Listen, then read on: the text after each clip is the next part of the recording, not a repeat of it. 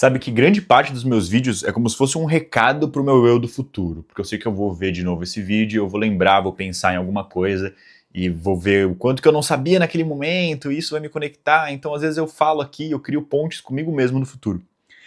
E esse vídeo aqui é uma ponte que é diferente, porque eu tô criando uma ponte comigo mesmo no passado. Eu quero me comunicar com o Lucas do passado.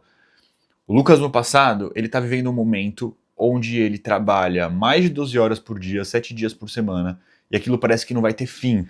E ele fica pensando, poxa, eu nem ganho muito bem, eu não sou nem a pessoa que mais ganha na minha empresa, e eu trabalho mais do que 2 pessoas, 3 pessoas ao mesmo tempo e faço a função de várias, e me dedico demais. Será que isso aqui tá valendo a pena? Será que isso não tá valendo a pena? Eu não vou te responder, senhor Lucas, se isso está valendo a pena ou não, mas eu vou te dizer o que você pode fazer para que você no futuro não tenha que ficar mais trabalhando, indo na empresa todo dia, bater ponto e fazer o trabalho de tantas pessoas e conseguir assim se desdobrar para viver uma vida onde não tem nenhum tipo de equilíbrio. Talvez você que está me assistindo esteja vivendo um momento como esse, então eu não consigo dizer para o Lucas do passado. O Lucas do passado ele encontrou esse caminho. Hoje eu estou aqui na minha casa, graças a Deus, eu consigo trabalhar de casa, eu dou um pulinho aqui, dou um pulinho ali, mas minha vida melhorou bastante em relação ao que eu já vivi no passado, empreendendo. Mas antes de dar esse recado e explicar um pouco do que o Lucas pode fazer, eu vou explicar qual que é a realidade que o Lucas às vezes via no passado de alguns empreendedores que parece que não trabalha mais. O que acontece? Conforme o tempo passa, o empreendedor vai passando, vai trabalhando menos horas por dia. É isso mesmo? Então o que eu quero dizer primeiramente é que não é bem assim. Você passa a trabalhar o tempo todo. Então, no começo você tem meio que uma distinção, o tempo de trabalho e o tempo que eu não estou trabalhando. E ele precisa meio que talvez ser muito oposto para a coisa meio que se equilibrar, e você busca esse equilíbrio fazendo o oposto de trabalho no período onde você não está trabalhando. E aí com o tempo, você começa a colocar trabalho também no seu tempo livre, talvez a parte do seu trabalho que seja mais gostosa de fazer e tudo mais. Isso vai criando uma mistura que depois de um tempo você não deixa de trabalhar, você está sempre trabalhando. O tempo que eu estou descansando, eu estou trabalhando, porque eu estou cuidando da minha ferramenta de trabalho que sou eu. Então, de repente, eu estou num jantar, aconteceu alguma coisa, eu saio do jantar e vou resolver no telefone, se não tiver jeito, se eu tiver que resolver aquilo naquela hora. Eu estou no final de semana, de repente, puta, vou tirar sábado, vou ter que trabalhar mais do que a semana inteira, e eu vou lá e trabalho. Às vezes, numa terça-feira, quarta-feira, eu tô saindo de tarde para almoçar e vou ficar 2 horas conversando com não sei quem e tá tudo bem. E de repente essa conversa também é trabalho, porque nessa conversa eu consegui entender algumas coisas, ou eu consegui ver uma outra perspectiva, ou eu consegui simplesmente relaxar um pouco, e aí eu voltei pro meu trabalho 2 horas depois, muito mais relaxado e consegui resolver as coisas com muito mais foco. É importante você ter a capacidade de foco, de sentar a bunda na cadeira e ficar 3, 4 horas trabalhando com muita intensidade, com muito foco e conseguir resolver um monte de coisas. Porque de repente uma dessa que você dá, pronto, em 3 horas você fez mais do que muita gente faz no dia inteiro. E com o tempo, pro Lucas do passado chegar aqui, ele teve que aprender a fazer isso, a sentar, trabalhar sem se distrair. E não só isso, a filtrar, saber quais trabalhos que ele precisa fazer para que outros trabalhos não sejam necessários. Quais pessoas que ele pode colocar para fazer alguns trabalhos aqui que vai fazer aquilo ter mais eficiência e vai conseguir reorganizar as coisas para que elas funcionem melhor, para que no futuro não gere tanto trabalhinho, é limpar o ruído. Então, o principal ponto que eu acho que você tem que pensar, se você está nesse momento, é que, primeiramente, se você. Não vou te prometer que você vai sair desse momento onde você trabalha muitas horas por dia, mas te digo que com o tempo o trabalho vai se misturando com a sua rotina e você vai distinguindo cada vez menos o que é trabalho e o que não é. O que acontece é que no seu trabalho você para de fazer tantas coisas maçantes, tediosas, porque você descobre maneiras mais eficientes de fazer elas ou de não precisar mais fazer elas. Conforme você vai gerando mais caixa, você vai contratando gente para fazer aspectos do seu trabalho, parte daquilo que você faz. Conforme você vai ir pesquisando, entendendo melhor o mercado, você vai trazendo sistemas que podem facilitar a tua vida e que você perdia horas fazendo uma coisa que apertou 2 botões e uma máquina faz para você. Você vai criando etapas, você percebe que existem etapas do seu processo que elas poderiam simplesmente não existir e você tá para sair do ponto A e ir para o ponto B, em vez de estar fazendo isso, você está fazendo isso aqui.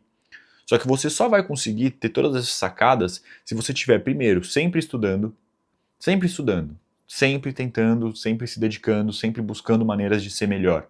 Então o estudo não é simplesmente ler, tá? O estudo é buscar informações que podem ser aplicadas na sua vida, na sua empresa, e que podem criar, então, uma dinâmica mais eficiente.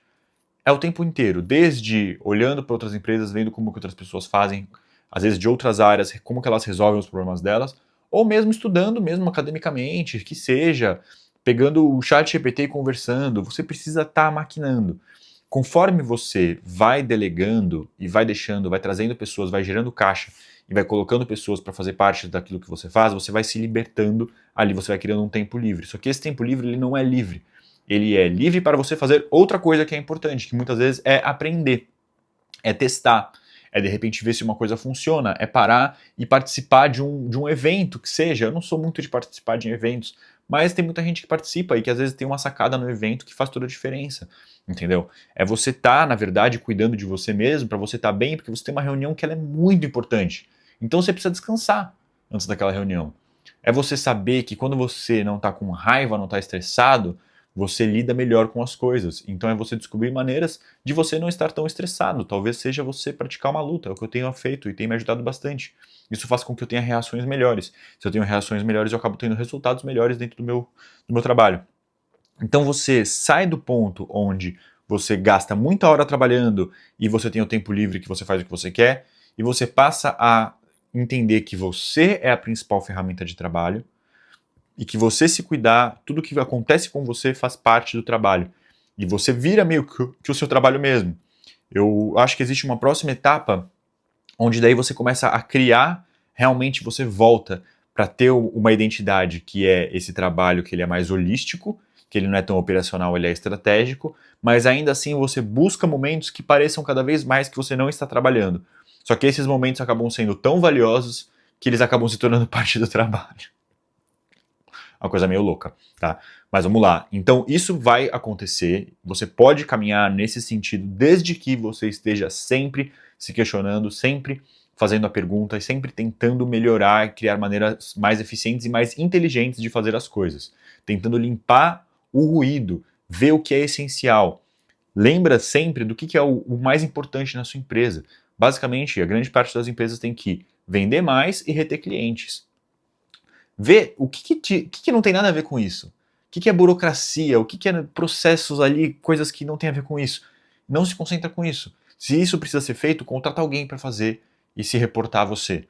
Sabe? Vá entendendo aos poucos qual que é o trabalho que você vai ser a melhor pessoa para fazer.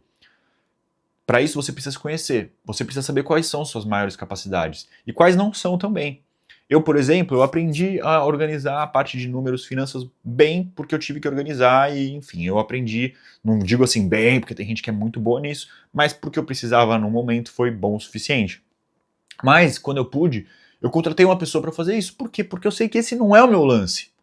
A parte de vendas, eu acho que é muito mais o meu lance, entendeu? Então a parte de vendas eu deleguei depois. Então saiba que no final das contas, tudo que você faz, você vai delegar. E cada vez que você delegar alguma coisa, você vai descobrir outras coisas que você pode fazer naquele tempo para aproveitar melhor, já que você tem aquele tempo livre. E o grande lance não é você delegar tudo até o ponto que você não faz nada. É você delegar tudo até o ponto onde você faz cada vez mais aquilo que só pode ser feito por você. Porque você é a pessoa que passou por tudo aquilo e você tem um know-how que ninguém mais dentro da sua empresa tem. Então eu vejo que essa é a trajetória do empreendedor. Não existem garantias de que com o tempo você vai estar ganhando mais, que você vai estar melhor, que você vai estar trabalhando de um jeito mais confortável. Não existem garantias. Mas você é a única pessoa que é capaz de criar essa realidade e eu estou aqui para te ajudar. Um beijo e até o próximo vídeo.